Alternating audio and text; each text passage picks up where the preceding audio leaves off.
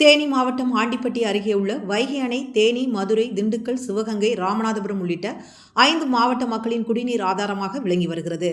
வைகை அணையில் மீன் பிடிப்பதற்காக மீன்வளத்துறை சார்பில் ஒப்பந்த அடிப்படையில் தனியாருக்கு டெண்டர்கள் விடப்பட்டு மீன்கள் பிடிக்கப்பட்டு வருகின்றன.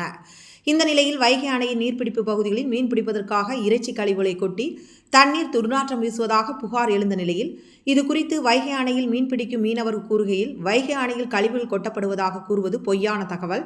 தினமும் காலை 4 மணி முதல் 10 மணி வரை தண்ணீரில் இருக்கின்றேன். எனக்கு தெரிந்த வரையில் யாரும் இங்கு கழிவுகளை கொட்டப்படுவதில்லை என்று கூறினார். பின்னர் இது குறித்து மீன்களை சுத்தம் செய்யும் பெண் கூறுகையில், நாங்கள் இந்த பகுதியில் தான் வசித்து வருகிறோம்.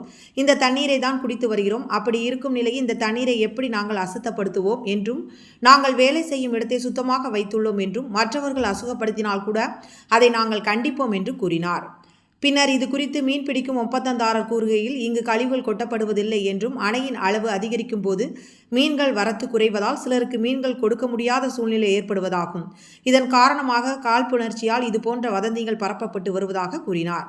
மேலும் வைகை அணையின் பொதுப்பணித்துறை அதிகாரிகள் தங்களுக்கு பல தடைகள் கொடுப்பதாகவும் இது குறித்து மீன்வளத்துறையிடம் புகார் தெரிவித்துள்ளோம் என்று கூறினார்.